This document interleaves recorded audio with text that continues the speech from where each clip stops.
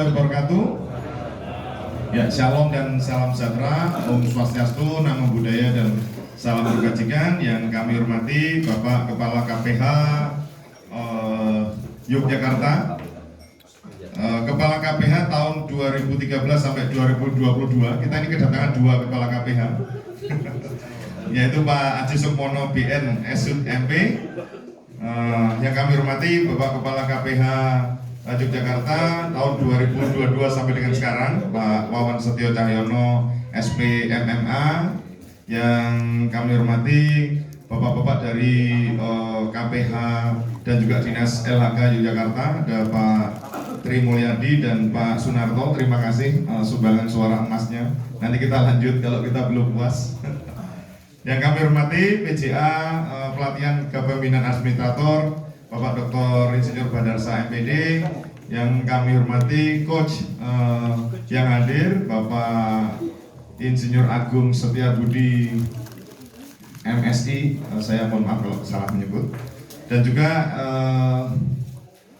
teman-teman peserta pelatihan kepemimpinan administrator yang kami banggakan. Ya, saya mohon izin, saya Cahyo Tutukumpret, mencoba memandu kegiatan ini, Bapak. Tetapi kami ingin melaporkan dulu kepada Pak KKPH, Pak KKPH 2013. Pak Cahyo, Assalamualaikum warahmatullahi wabarakatuh. Selamat sore dan salam sejahtera untuk kita semua. Mohon izin Pak Badar ya. Wow. Nanti kalau nggak diizini Pak Badar, Pak Agung mana tadi? Nanti bisa nggak lancar kalau di sini, Pak. Mungkin bagi Bapak Ibu yang punya kepekaan, di sini ada yang bisa merasakan. Ya, karena sebetulnya pusatnya di sebelah kita itulah pusatnya.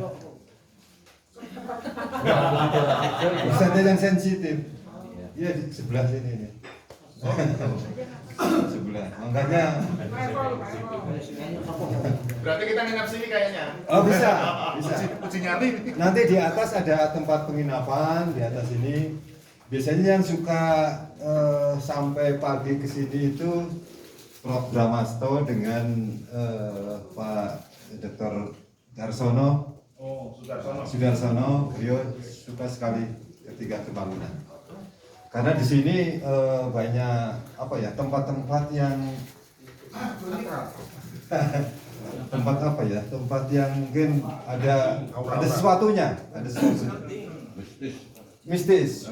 Jadi dulu ceritanya para Sunan Wali Songo banyak berkumpul di sini. Kemudian di sini pusatnya untuk peninggalan pusaka, harta karun, dan salah satu dulu peserta calon kepala KPH itu ada yang dulu dikasih emas. Iya datang ke sini. Jadi dua lempengan gitu dikasih emas. Karena disinilah salah satu pusat penyimpanan itu. Mungkin siapa tahu nanti di antara ini dapat yang ada door prize itu. Amin. Atau mungkin yang nyanyinya bagus mungkin ya. Nyanyinya bagus dapat door prize itu. Baik, jadi sebetulnya saya nggak enak karena kepala KPH sekarang itu kan Pak Wawan ya. Jadi saya kan dulu ya 10 tahun yang 12 tahun yang jadi 2013 sampai 22. Jadi 10 tahun saya menjabat kepala balai dan sebetulnya nggak enak juga jadi kepala KPH itu, ngeri-ngeri sedap sebetulnya. Jadi kepala KPH yang ada di lapangan, mungkin di sini ada yang di lapangan ya. Tapi kan ada yang administratif, ada yang di Menggala, ada yang di Menggala, ada yang di lingkungan mungkin ya. Ya itulah nanti mungkin saya ingin berbagi cerita dulu. Karena sekarang saya sudah menjadi petani, jadi sudah mungkin agak lupa cerita dulu ya. Nanti biar disampaikan oleh Pak Wawan. Jadi baik, sebetulnya Pak Cahyo itu kan tidak memberikan nanti menyampaikan ini, tidak juga ya. Tapi saya semalam itu, bukan semalam, tadi pagi kebangun jam 3, aduh nanti apa ini yang mau disampaikan ya. Terus akhirnya iseng saya buat gini Pak Cahyo, mohon maaf kalau mungkin banyak kekurangannya gitu ya. Baik, untuk lebih cepatnya, lebih cepat lebih baik. Mungkin saya ingin pada poin-poin ini saja. Jadi mungkin pada 3 poin. Pertama, nanti saya akan bercerita bagaimana sih latar belakang ketika kita mengelola sumber daya yang berupa hutan itu. Kemudian yang kedua, bagaimana studi kasus pengelolaan wisata di sini. Kemudian permasalahan yang dihadapi penutup gitu ya. Yang pertama pengantar mungkin Mas Cahyo. Jadi next. Nah ini. Jadi ini hutan di Jogja mungkin yang dalam ini harus ada kemana ini? Oh, udah ya. Jadi ini yang mungkin Ada yang ngirim Pak. Oh iya, WA ya? Tadi udah disebut ngomongin. Sudah disebut tadi. Sudah ya? Ini tidak promo Pak.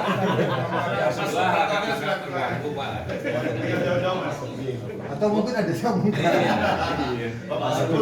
Tadi rasanya tadi ya. Harusnya bakar minyak dulu di situ gitu. Lempar rokok itu 2. Nah, siapa yang punya?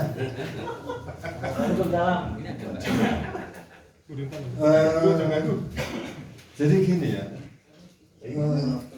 mungkin 2-3 tahun ke sana, gitu ya, itu kan hampir seluruh KPH itu mulai dari Aceh sampai Papua itu ke Jogja. Gitu ya. Dan saya sering dalam tanda petik dikomplain, kenapa kok mesti ke Jogja toh? Jogja itu kan nggak punya hutan. Nah itu memang nyatanya hutan di Jogja itu sekitar 19.000 hektar saja.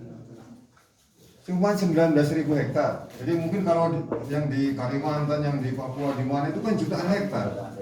Di Kalteng itu 1 KPH bisa 1 juta hektar. Di Jogja satu provinsi 19.000 hektar, sangat kecil. Dan itu pun beragam. Yang tidak ada di Jogja itu cuma Taman Buru 1, yang lainnya semua ada. Gitu ya. Nah, kemudian dari fungsi itu, jadi ada Taman Nasional Gunung Merapi, ada BKSDA gitu ya, ada CA, TWA dan lain-lain. Kemudian ada Tahura Bunder, Tahura Taman Hutan Raya. Kemudian, nah yang terakhir ini KPH. KPH Jogja itu luasnya cuma 15.581 hektar. Jadi kalau melihat dari itunya besar ya, paling besar karena wilayah KPH Jogja itu yang paling luas ini ya.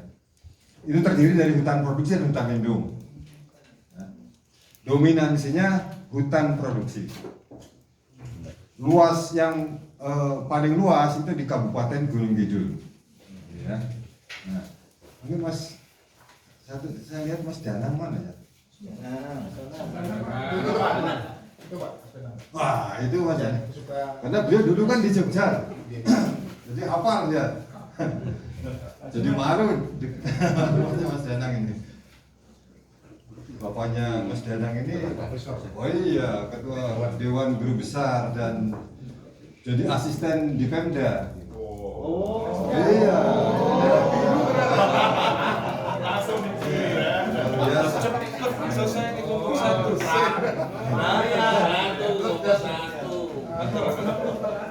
Genetiknya turun.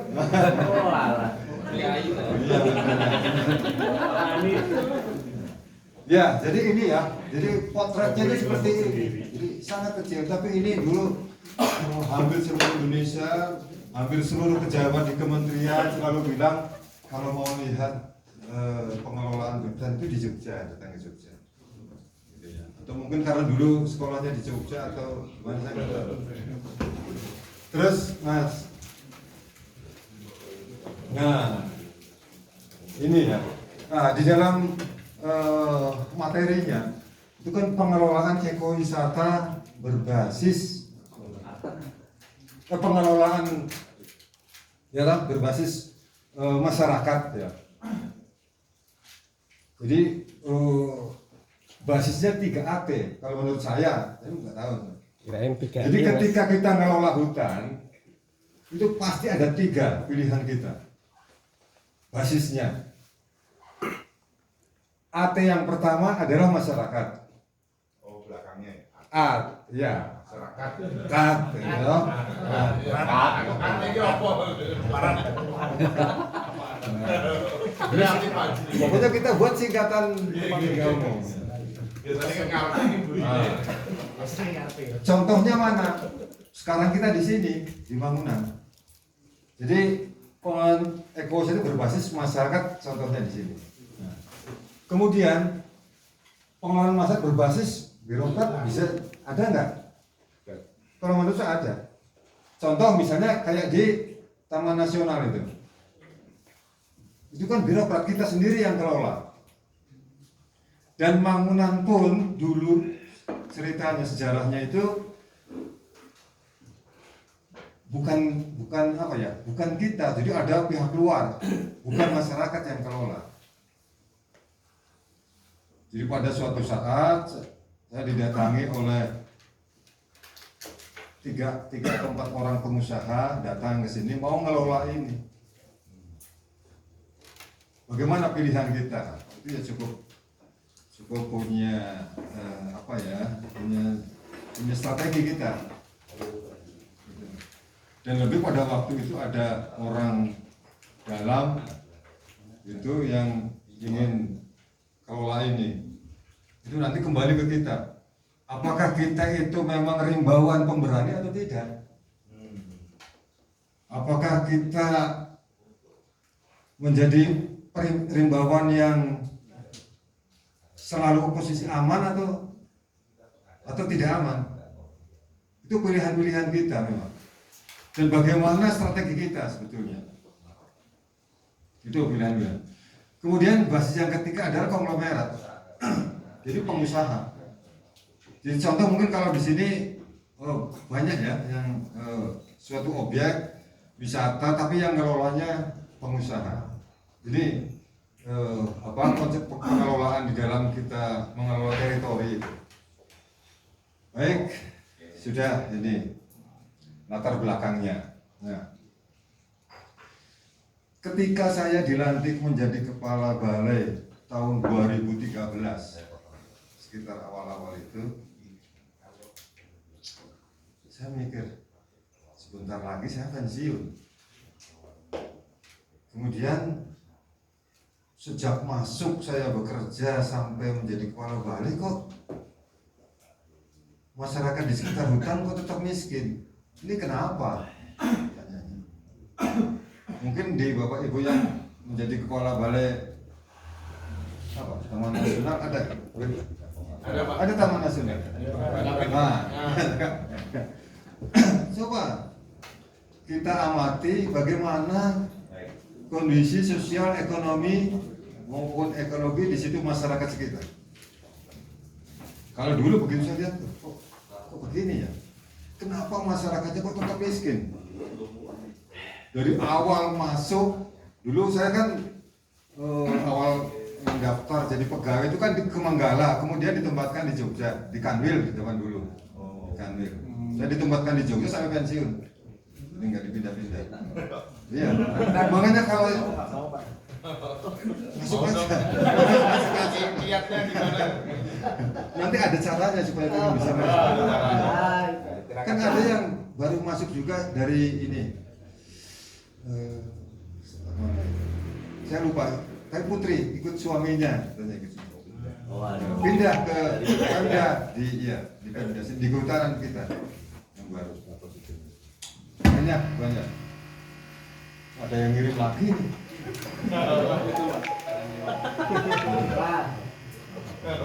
Malah nambah ya. Dia mulai IT dia. Mas Ganjar gimana? Mas, Kok bunyi mas? Ojo sirpen tinggal Mas. Apa disuruh berhenti nih kayaknya? Oh enggak lah melu-melu Pak. Ya, Sudah ya? minta kacang. Mas dikasih kopi pahit mas. Kasih kopi pahit mas. Pak Wawan itu, Pak.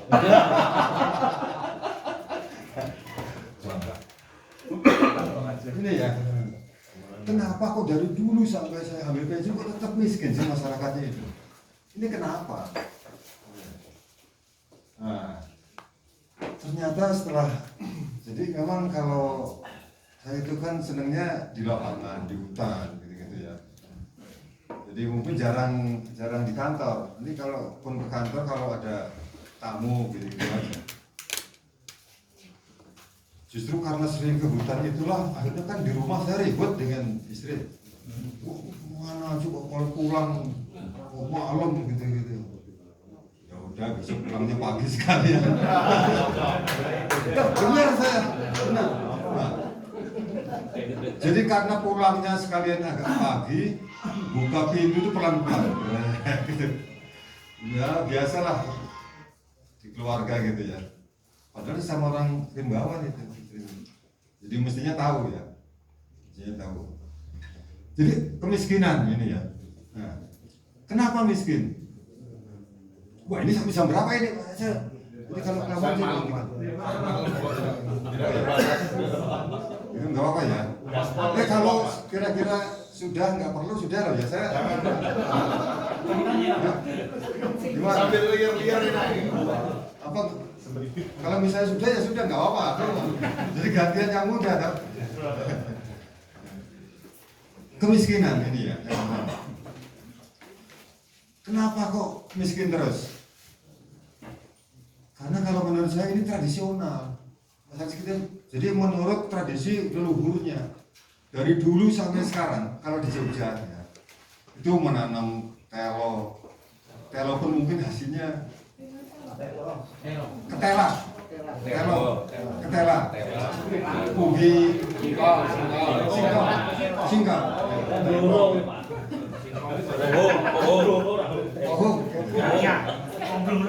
kalau orang Sundanya balok, balok itu apa?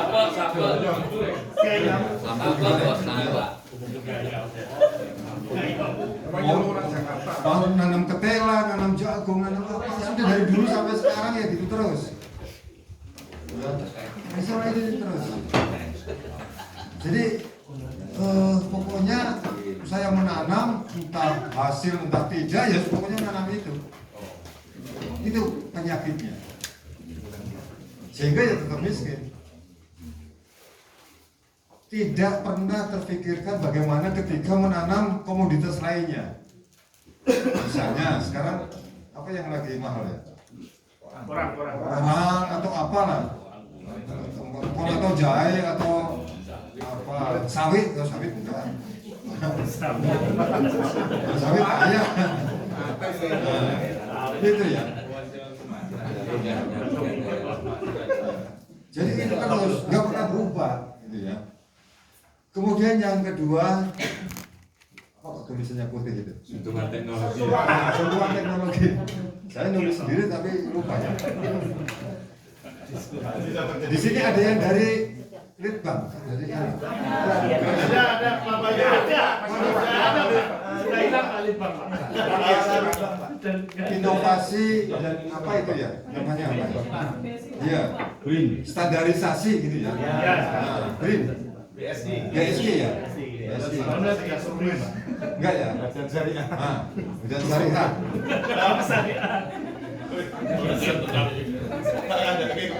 Coba perhatikan berapa banyak dokumen atau hasil studi, hasil kajian yang tertumpuk di sana. Banyak. Pernah ngitung? Coba, itu kan hasil cuma tumpuk gitu aja. Ya tak? Hasil kayak apapun di sini ya sudah gitu, jadi monumen itu. Apa pernah dimanfaatkan oleh masyarakat? Banyak soang nih, Pak. Ini kenyataan, ini saya ini enggak aneh. Artinya saya itu orang yang mungkin malas baca buku artinya. Tapi senang membaca alam. Alam gaib. Enggak salah. Alam gaib. Dangdutan. Berarti itu coba, itu kan kayak nggak ada gunanya toh. Kaya, beda kaya nggak ada gunanya toh. Emang nggak berguna. Iya, nggak ada. Laporan. Iya kan tumpuk gitu aja. Padahal untuk ininya menghabiskan anggaran tuh berapa itu? Oh, jadi gitu. Dan parahnya lagi itu sampai berjilid-jilid sampai apanya Jadi kalau dilebur tuh pantas ya. Masa nggak sukses apa? Jadi kalau dilebur tuh pantas ya. Nggak apa-apa udah dibeli. Bukan dibully. Ini fakta, kalau bicara fakta nggak apa-apa. Ini bukan Rocky Gerung, bukan Rocky Gerung ini. Nggak usah ngeyel.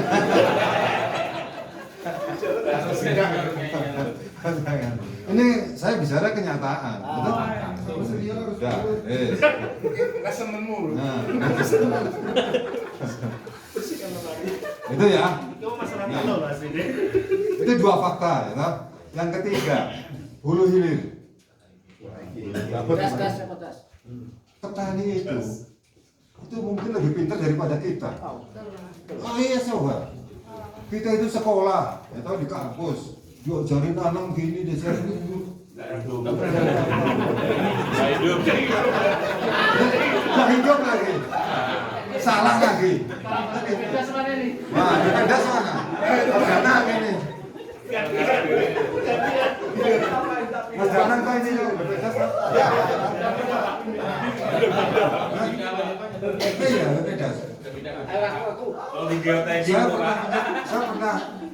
Saya pernah ke Kalimantan apa Kalimantan Tengah itu baru.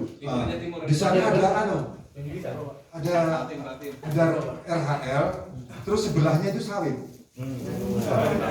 Tumpang Sari tuh Pak. Tumpang sari sawit. Saya pernah kesana. Ini sungguh-sungguh terjadi, saya nggak ngarang ini. Pas diundang KPH sana, saya kesana melihat pas batasnya itu antara RHL dengan sawit. Kenapa kalau sawit tidak ada satu pohon pun yang mati? Kenapa kalau di hutan kita jangankan hamparan pohon hijau, satu aja nggak tumbuh kok? Lah, kayak gitu. Terus saya bilang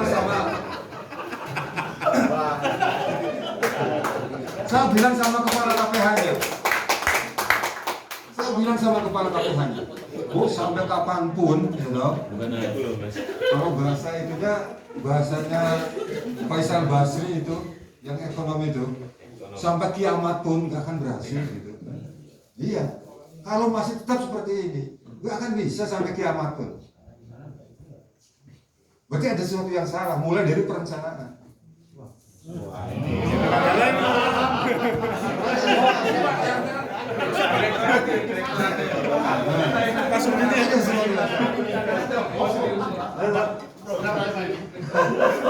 Berarti Pak Junet salah ini Pak Junet. Ini karena penelitiannya belum diaplikasi. Ini kayaknya setulannya salah tempat. Berapa peserta sudah saya siapkan lain batin Pak?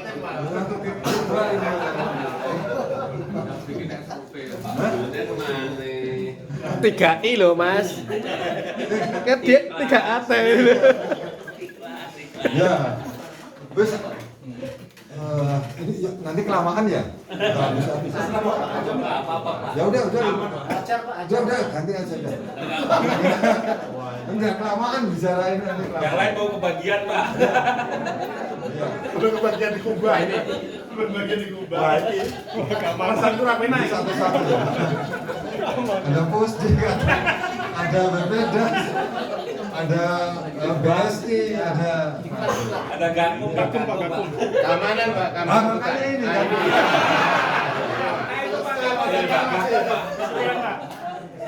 Ingat nggak? Tapi nggak ikut dulu ya. Jadi dulu kita ada contoh kasus, ada gubuk, ada rumah bangunan ya di Gunung Kidul itu dibongkar oleh Gakum. Ah betul ya. Ini tegukan di sini ini.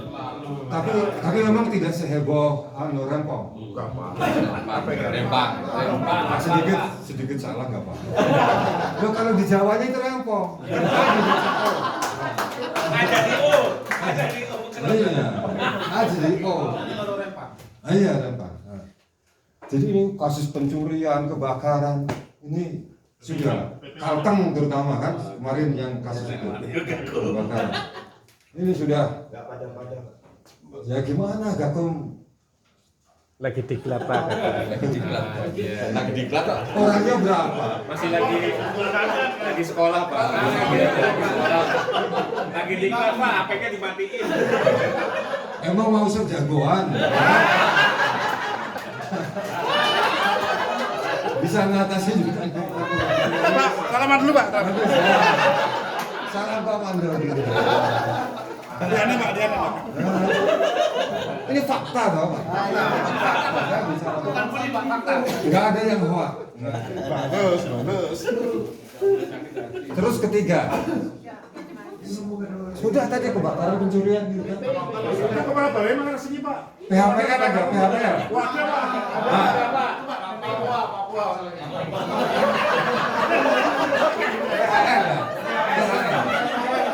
BPHP Pak dulu Pak. Iya. Harus ada hutan adat tuh. Hutan adat. Memang adatnya begitu. Adatnya memang begitu sudah. Nah, kenapa di situ saya tulis penonton? Coba masyarakat sekitar hutan. Ini pohon ya sudah suruh nonton gitu aja kan. Mau begini nggak boleh, mau begini nggak boleh. Itu harus PBPH, harus ini, harus ini. Padahal dulu sekolah apa diajari begitu cara ngelola hutan? Enggak Pak. Harus PBPH. Harus. Enggak, ini kenyataan kok.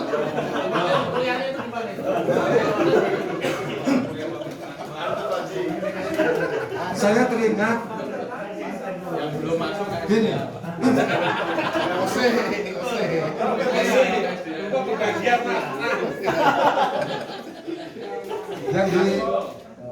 Yang di Sekretaris Jenderal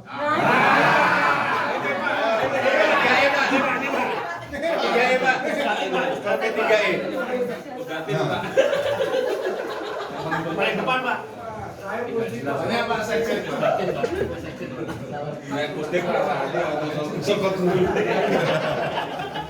terkait kebijakan ini, saya teringat ada statementnya Prof. HK Hadikarto. Berat ini. Ya serem ya. Yang mana Pak? Banyak statementnya beliau. Udah membingungkan semua. Jadi kebijakan yang baik, ingat-ingat ya. Saya kurang lebih lah, karena untuk tepat saya agak lupa. Kebijakan yang baik apabila mendasarkan pada permasalahan yang salah, maka akan menimbulkan perubahan yang salah. Kebijakan yang baik apabila mendasarkan pada ketika kita menggali permasalahannya salah, walaupun kebijakannya baik, tapi ketika menggali permasalahan yang salah, maka perubahannya salah. Bertanya dengan pertanyaan yang salah. Nggak tahu bener nggak itu kata Prof. HK itu. Bener kan? Jadi Hipotesis baru Pak. sehingga apa? Mendasarkan pada aspek legal ini saja. Bertanya dengan pertanyaan. Gak formal. Padahal kalau kita mengikuti di TV-TV itu, di debat-debat itu, kan katanya kalau undang-undang itu banyak yang pesan. Katanya Pak. Katanya. Iya. Tapi kayaknya di kehutanan nggak ada yang pesan. Gak ada yang enggak. Nah, ini fakta gitu. Ya, kan? Jadi ketika masyarakat cuma sebagai penonton saja, jangan harap, nggak bisa. Harus bersama mereka. Masyarakat harus sebagai pelaku utamanya. Suka sekali.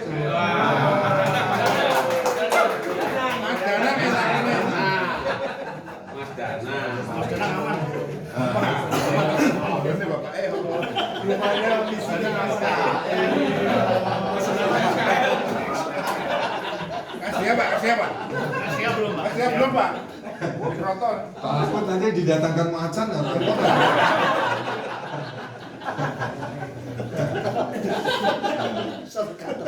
Nah, terus yang ketiga ini ketakutan. Jadi ketika saya dilantik itu dan saya ke lapangan, salah satunya ke sini, saya tuh terusan jadi takut. Takut. Kenapa takut? Jadi ceritanya ini kan kawasan hutan pinus ini ke sana. Pada waktu itu ada kebijakan bahwa di sini dilakukan penyadapan getah pinus. Kan boleh, aturannya boleh.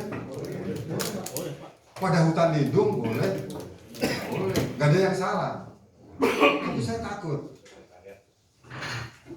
Bagaimana ketika apa yang kita sadap itu nanti berapa ratus hektar mati? Kan pasti ketika seorang penyadap itu kan ngejar apa namanya getah sebanyak-banyaknya. Lubang sini, lubang sini, lubang sini. Wah, mati. Kan digantung itu kepala KPH-nya. Wah, pasti. Ya, takut saya. Aduh, LSM menyerang sana sudah sini. Habis saya. Takut saya. Kemudian yang kedua, masalah sosial. Jadi pada waktu melakukan penyadapan getah pinus, itu kan sangat sedikit. Orang yang terlibat itu kan cuma berapa orang, satu orang nanti dapat berapa pohon, ya? Sedikit. Jadi aspek sosialnya itu nggak masuk juga, nggak masuk ini barang gitu kan? Iya. Jadi cuma sedikit. Jadi ketika kita kelolaannya seperti di wisata, itu kan dulu pada waktu penyadapan sekitar 87 orang, tapi dengan wisata ini 700 orang, kurang lebihnya. Itu kan berapa kalinya, gitu ya. Kemudian yang ketiga ekonomi, pendapatannya berapa sih ketika sebagai penyadap getah pinus? Paling 400.000, 500.000, sampai mungkin 800.000 paling banyak per bulan. Tapi ketika kita kolaboratif gini, paling tidak UMR, paling kecil. Jadi orang masuk itu pun baru bekerja sudah paling tidak UMR. Belum lagi mantan kepala KPH-nya,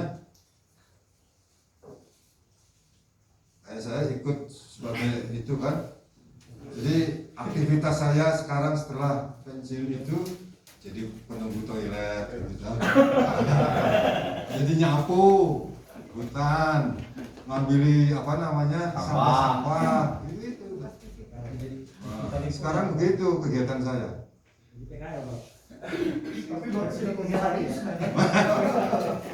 Suatu saat ini sungguh-sungguh terjadi ya, sungguh-sungguh terjadi. Pas saya ngambil sampah itu, ada dosen UGM. Loh, sedang apa Pak Haji? Aduh, matang ini. Malu bener saya. Bu Ratih namanya. Iya.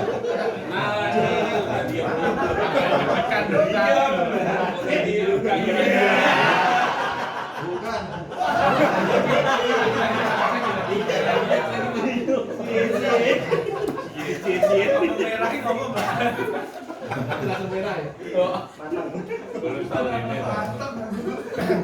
Kemudian apa lagi ya Mas saya lupa ya, apa lagi? Pahlawan ekowisata. Wah ini caranya gini, kayaknya di stop dulu lah Mas saya. Ya apa-apa Pak, ada yang belum diubah Pak. Ayo Pak, siap belum? Siap belum Pak? Ini yang intinya bagus. Lanjut. Iya. Ini sudah 1 jam sendiri. Apa-apa. Ini propernya beliau. Leselannya banyak nih Pak. Makanya dulu sebetulnya kan desainnya saya usul dengan Mas Cahyo itu, nginepnya di hutan lah. Wah, cocok ya Pak. Kenapa kok mesti di hotel? Ya. Para pejabat ini kan sudah biasa kan nginep di hotel 5 bintang 5, bintang 6 ya. Terus kali-kali tidur di hutan. Duit mana duit? Usul tahun depan itu nginepnya di hutan. Setuju Pak. Setuju. Kami setuju Pak. Kita Gramping itu Pak. Nanti saya mohon ya, mungkin kita semua, kita mencoba ya, melihat ketika bagaimana kita punya inovasi kreativitas, terus melihat ke atas itu. Coba apa komentarnya? Jadi bukan hanya dilihat fisik bangunannya, mestinya. Ketika kita melihat sesuatu bukan hanya apa yang kita lihat. Kita lihat gantian. Itu ya. Terus apa isinya? Nah, wah ini ceritanya panjang kayaknya nggak cukup deh mas sehari mas. Iya, lanjut Pak, tenang Pak. Lanjut. Pak izin Pak, powernya. Apa mas? Itu sudah itu Charger. yang hitam itu? Oh, ini. Ya. Dasar hukum. Ya. Dulu di tahun 2000, jadi awal-awal saya dilantik itu, saya mikir, aduh ini terhadap kritis tadi yang kemiskinan yang dan lain-lain tadi, saya mikir itu di peraturan menteri itu kan boleh, ada peraturan menteri yang membolehkan bahwa ini dilakukan kerjasama pemberdayaan masyarakat sebelum P49, P39 kan, ada yang PHPL ya? Ada kan P39 kan pemberdayaan masyarakat. Nah, itulah yang menginspirasi saya. Ini berarti boleh ini. Gitu. Kenapa tidak melalui pintu itu? Nah, tapi ketika kita akan melakukan pintu itu, KPH itu harus bagaimana? Ya. Apakah ujuk-ujuk masyarakat itu langsung melakukan aktivitas seperti ini? Tidak bisa. Maka yang perlu kita pikirkan adalah payung hukum. Nah, karena KPH P dan KPH L itu perangkat daerah, maka harus ada payung hukum daerah, peraturan daerah. Karena nggak mungkin. Kenapa perda penting? Karena nanti di UPT-nya gitu ya, itu kan melaksanakan apa yang menjadi garis kebijakan gubernur. Gitu lah. Nanti ada perda di mana di situ perda membunyikan gubernur mendelegasikan kewenangannya kepada apa. Kemudian perda tidak cukup, turunkan lagi pergub, menyusun sistem dan mekanismenya. Kemudian ini saya ringkas-ringkas saja ya supaya cepat. Kemudian diturunkan ke dalam PKS, bukan Demokrat, ini PKS ini. Nah, kembali enggak itu? Enggak. Nah, itu ya, itu dasar hukum. Nah, dan itu ada strateginya juga. Bagaimana ketika kita membuat perda, membuat apa supaya lancar. Biasanya di banyak contoh kasus itu ketika kita menyusun regulasi biasanya ada sesuatunya. Tapi justru kita itu mendapat sesuatu, kita akali. Kita dengan pendekatan ke dewan, bagaimana dewan juga punya konstituen yang merupakan masyarakat kita. Nah, itulah bagaimana triknya piawainya lah. Itu ya. Nah, sehingga lengkaplah sudah payung hukum. Nah, tapi tentunya ini kan tidak bisa kita payung hukum dulu selesai kemudian baru aktivitas, kan bisa. Dulu yang kami lakukan adalah simultan, jadi bareng. Tapi itu juga ada masalah. Berhenti dulu atau gimana? Terus ya? Oh di Jamak sampai makan. Nah, jadi itu ya. Jadi bagaimana kita secara bersama-sama untuk melakukan itu. Terus ini ada yang kepala Taman Nasional Ada lagi, Pak. Baluran, Pak. Yang punya banteng, Pak. Nah, Siap. saya punya pengalaman, Mas. Nah, kalau ini kira satu ya, Pak. Mas Kepala Dinas NTB yang dari NTB. Itu Pak, balik Pak. Tambora, Pak. Tambora, Pak. Yang punya gunung ya, Pak. Jadi udah, Pak. Kepala Dinas NTB sekarang Mas Zulmansyah. Zul. Kalau kita diberi amanah untuk bisa mengelola ini,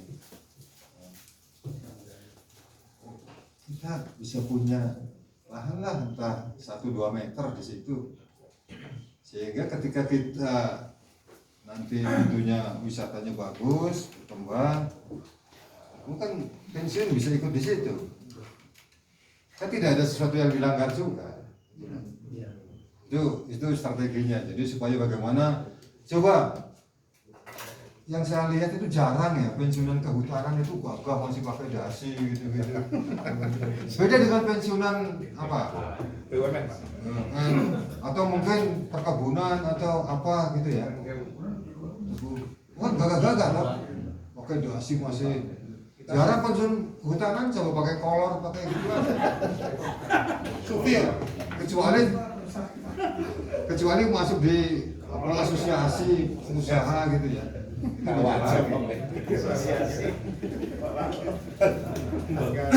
Ya, itu ya. Yang tiga dasar hukum. Kemudian operasionalisasinya gimana ini? Ketika kita akan melakukan aktivitas ini, jadi yang kita lakukan adalah kita mencari figur, kita mencari tokoh. Itu harus dipegang dulu. Ini pengalaman saya. Harus, entah itu karena mungkin kenakalannya atau mungkin karena kealimannya atau apalah, yang jelas punya kelebihan sesuatu yang bisa mempengaruhi ini. Jadi kita harus punya tokoh. Yang kedua, inovasi dan kreativitas. Di awal kita paham ya, ketika kita mempunyai ide begini-begini, nggak akan orang di atas itu percaya terus langsung ya udah gini, nggak akan. Nah, wah gini, nggak akan. Sehingga apa yang diperlukan adalah inovasi dan kreativitas. Ini sebagai contoh, di situ ada itu yang jadi cuma dari ranting-ranting apa punyanya itu ya sudah lakukan. Ini yang dimaksud inovasi kreativitas itu buat apa? Ini yang panggung ini panggung Via Valen namanya. Jadi sebelum Via Valen dipakai Pak Jokowi sudah dipakai di sini dulu. Nah, ini dipakai manggung di sini duluan Via Valen. Jadi bagaimana kita membuat inovasi kreatif apa? Jadi pas pertama kali kan di situ ya palanya itu mau turun apa ini? Kan nggak menyangka ketika mau diundang di tempat begini ya. Apanya? Belum. Justru itu makanya bangga sebagai kepala KPH Jogja. Boleh ditanya nanti kalau ketemu boleh. Pernah manggung di sini. Ya boleh, Pak. Gitu ya. Kemudian yang ketiga dukungan. Dukungan ini sangat luar biasa, sangat penting ini dukungan. Dan pasti ketika orang itu aneh-aneh, mesti orang pada duluan. Jangankan eksternal, internal pun pasti di dalam. Itulah masalah kita. Bisa nanti mungkin cerita Pak KPH sekarang itu. Bagaimana ketika kita punya sesuatu ini, di internal pun sudah gaduh. Waduh, luar biasa. Ya. Makanya penting, bagaimana strateginya? Banyak. Strategi itu bisa, artinya bisa jalur akademis, tapi biasanya personal, pendekatan personal. Jadi misalnya ketika kita membutuhkan dukungan akademis, kita datangi aja secara personal. Wah, ini gimana pendapat akademisnya? datang lagi ke Bapeda secara personal, jangan langsung rapat, jangan langsung anu dulu. Itu yang dulu kami lakukan tidak, ajak ngopi-ngopi dulu, ajak dangdutan dulu kan. Nah, itu jadi informal itu yang kami lakukan, ajak dewan, ajak apa, komunitas. Jadi dulu ada sepeda gitu kita ajak, itu strateginya begitu itu. Nah. Kemudian jejaring ini penting. Jadi sesuatu yang tidak bisa diremehkan, karena bagaimana ketika kita mengembangkan, contoh misalnya kenapa Presiden Amerika ke-44 datang ke Mangunan? Belum pernah tak? Makanya keterlaluan kalau bagi yang pertama kali kesini ke Mangunan itu keterlaluan. Dari Amerika aja jauh-jauh kesini kan. Keterlaluan memang Pak. Itu keterlaluan. Orang Rimbawan, Kehutanan baru sekali ini kesini. Keterlaluan. Makanya besok harus datang lagi ke sini. Iya. Iya, jangan malu-maluin lah.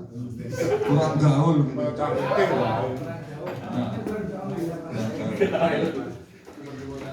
Kemudian komitmen. Nah, komitmen ini juga suatu yang apa ya, menjadi, kan biasanya ada yang oke gini tapi tidak komit, cuma ngomongnya aja. Nah, oke tak buatin kerja kelompok gitu, tapi ada yang